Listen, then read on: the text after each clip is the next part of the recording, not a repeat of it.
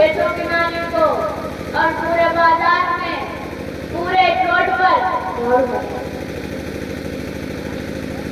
और जब झाड़ू लगाया करता था तो उसने सामने जब देखा कि इतनी भीड़ यहाँ पर क्यों है, और जब देखा यहाँ पर इतनी भीड़ क्यों है, जैसे ही वो गया वहां पर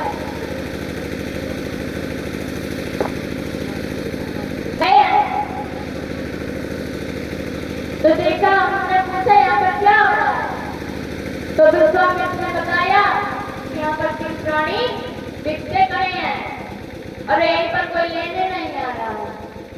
और जब लेने नहीं आ रहा तो उन्होंने कहा कि कितने बार सोने के हैं, कितने बार इसका दाम कितना है। तो वो कहने लगे कि तीनों का 60 बार सोना, और अगर एक लो तो 20 और जैसे ही कहा तो उन्होंने जब देखा राजा हरिश्चंद्र को तो उन्होंने सोचा कि खूब अच्छे तगड़े हैं।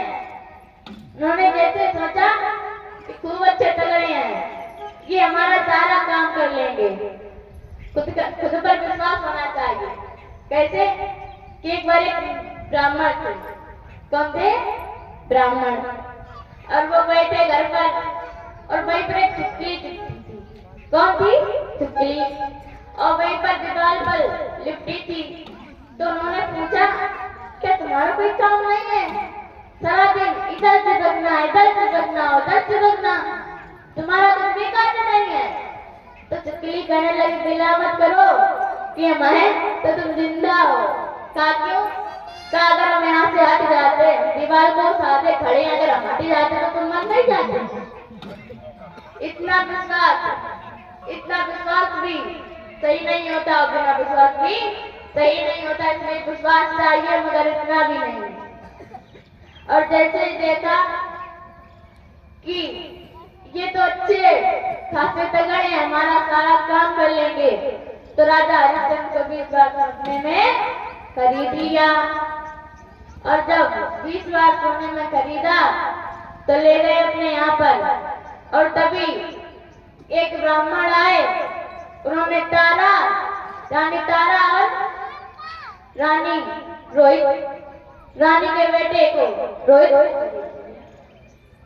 और जब रोहित को खरीद लिया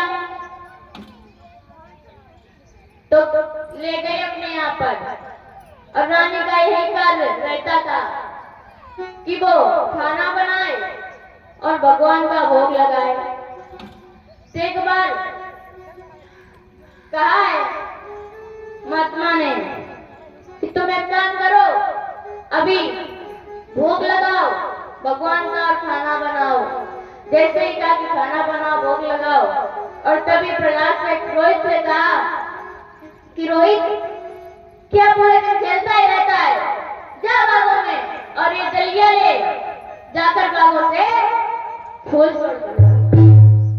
और जब कहा कि फूल तोड़ कर ला तो गए हैं रोहित। क्या कहते थे? मात की बात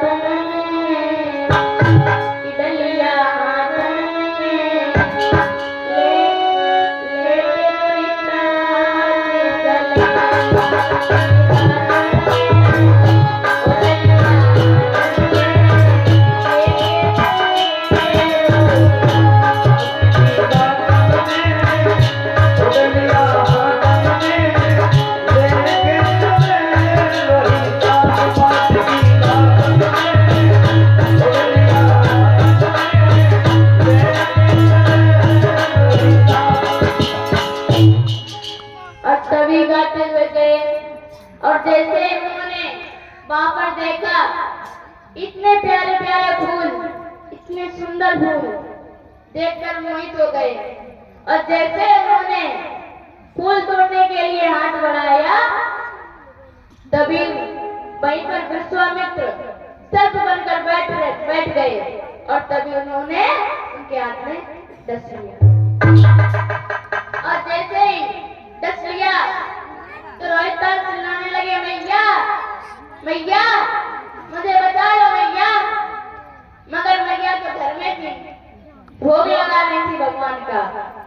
और तभी विश्वामित्र गए हैं गांव में और चिल्लाने लगे कि किसी का पुत्र गया था बागों में फूल तोड़ने के लिए और उसको सर्प ने डस लिया और वो वहीं पर पड़ा है अभी। तो रानी तारा ने सोचा ये और किसी का पुत्र नहीं, सिर्फ मेरा ही पुत्र है, क्योंकि किसी का पुत्र बाबर पुष्प तोड़ने के लिए गया है। और जैसे ही सोचा तो गई मैं आगे दौड़ी, लेकिन जा नहीं पाई, और जब हाथ में पकड़ा तो कहने लगी कि मुझे जाने दो, मेरा बेटा वहां पर तड़प रहा है। मगर विश्वामित्र नहीं माने और कहने लगे पहले भोग लगाओ, खाना बनाओ, इसके बाद में जो कुछ करना हो करो जाकर। और मैया तारा ने रोते रोते खाना बनाया और भगवान का भोग लगाया और दौड़कर गई अपने बेटे के पास। और जैसे बेटे के पास गई, जैसे ही देखा अपने बेटे को तो उसके बेटे को सर्प ने डस लिया तो मां पछाड़ करके गिर गई। ऐसा लग रहा जैसे हजारों बिच्छुओं ने डंक से और कहने लगी ललाने के बोले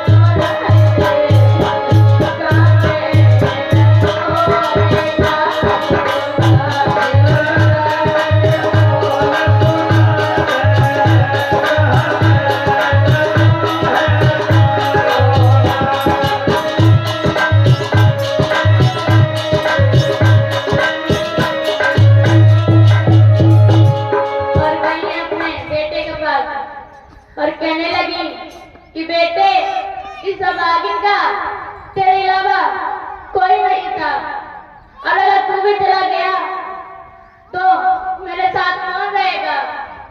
और रोती रही और अपने बेटे को गोदी में उठाया और ले गई है। तो तभी कहने लगे,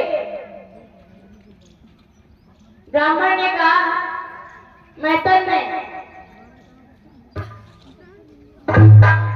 जैसे ही कहा कि तुम अब कोई काम नहीं कर पाओगे, जाओ तुम अब शमशान घाट पर जाओ, मरघट पर जाओ, और जो भी आए मुर्दा पहले उसका पर्च लेना, इसके बाद में जो कुछ हो देखा जाएगा। इसके बाद में रानी तारा अपने बेटे प्रहलाद को लेकर गई और जैसे ही देखा राजा हरिश्चंद्र ने कि मेरे बेटे को क्या हो गया, तो जब बताया रानी तारा ने कि ये फूलों में गया था, जैसे इसने फूलों में हाथ लगाया वैसे इसके हाथ में सर्प ने डस लिया। और जब बताया कि इसके हाथ में सर्प ने डस लिया तो उन्होंने सोचा कि हम अपना कर्म नष्ट नहीं करेंगे। अब जैसे ही देखा कि कर्म नष्ट नहीं करेंगे तो कहने लगे कि ऐसे नहीं, पहले तुम्हें कर्ज देना होगा, उसके बाद उन्हें दफनाना पड़ेगा। तो उन्होंने सोचा, उन्होंने कहा कि हमारे पास कुछ भी नहीं है, सिर्फ ये मोटी साड़ी है। तो उन्होंने कहा, राजा हरिश्चंद्र ने, अगर तुम्हारे पास ये मोटी साड़ी है तो तुम एक काम क्यों नहीं करते? एक काम कीजिए, आधी साड़ी को अपने बेटे का कफन बना दीजिए और आधे साड़ी को कच्छ के नाम पर दे दीजिए। जैसे ही कहा तो रानी तारा ने ऐसा ही किया। आधी साड़ी को बेटे रोहित का कफन बना दिया और आधी साड़ी को कर्ज में दे दिया। जैसे ही कर्ज में दिया तो चली गई एक मंदिर में, वहां पर चेहरा डालकर फपक फपक कर रोने लगी। और जब रोने लगी तो विश्वामित्र आए। उन्होंने देखा तो एक मरे मुर्दे बच्चे को लेकर उसके आगे रख दिया। और जैसे ही देखा कि नग्न बैठे जिनके पास कुछ भी नहीं था, सिर्फ एक गुलाब और एक साया के अलावा, वो शर्म के मारे बैठी रो रही थी। और तभी विश्वामित्र गए, उनके आगे एक बच्चे की लाश को रख दिया। और जब बच्चे को लाश को रख दिया और गए गांव में, चिल्लाने लगे कि किसी के एक औरत के बेटे को, एक औरत का बेटा मर गया, उसके हाथ में सर्प ने डस लिया।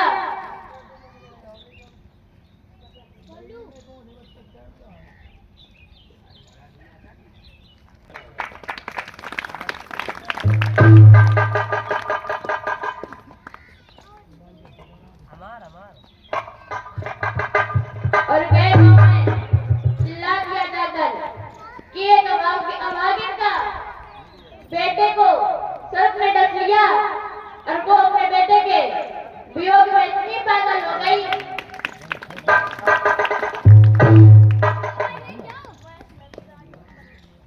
और ये वैष्णवी राजपूत पंथी निवासी हमारे पिताश्री के गले में और हमारे गले में माला अर्पण कर रही हैं। भगवान भंडार रहे और ये भगवान के लिए टॉफी लाए हैं। और तभी जैसे ही बताया अपने बेटे के वियोग में इतनी पागल हो गई कि दूसरे के बच्चों को खाने लगी। और जब दूसरे बच्चों को खाने लगी और गए राजा हरिश्चंद्र के पास और कहा है कि जाओ तलवार लेकर जाओ, हमारे राज्य में एक डायन आ रही है, वहां पर मंदिर में बैठी है, किसी के बच्चों को खा रही है, ये लो तलवार, जाओ तो मार कर। और जब कहा कि मार कर जाओ तो उन्होंने यही तलवार और मारने के लिए जैसे ही चले हैं तो उन्होंने देखा कि यहाँ पर और कोई नहीं, सिर्फ मेरी रानी तारा है। और जब देखा मेरी रानी तारा है तो उन्हें ऐसा लगा जैसे हजारों बच्चों में ढक दिया। उन्होंने कहा कि रानी तारा, तुम अपने बेटे के वियोग में इतनी पागल हो गई, तुमने दूसरों को बच्चों को खाना प्रारंभ कर दिया।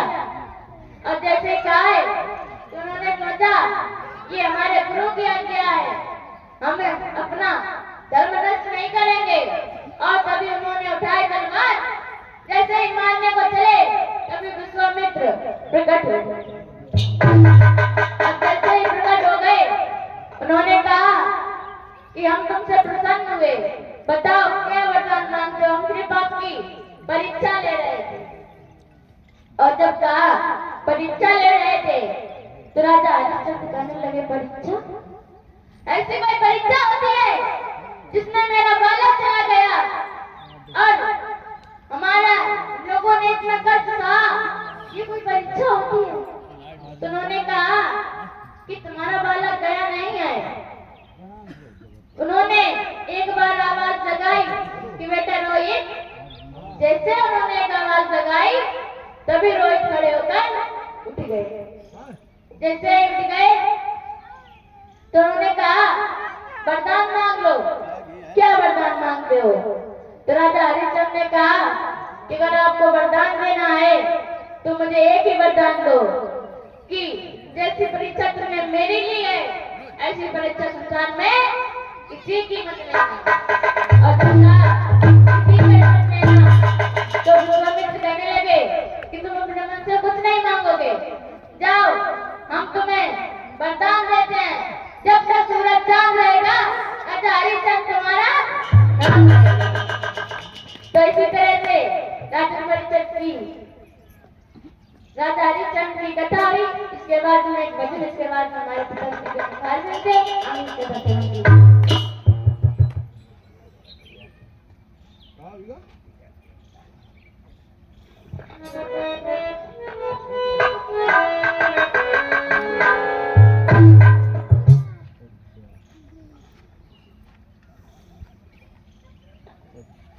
ध्यान दो।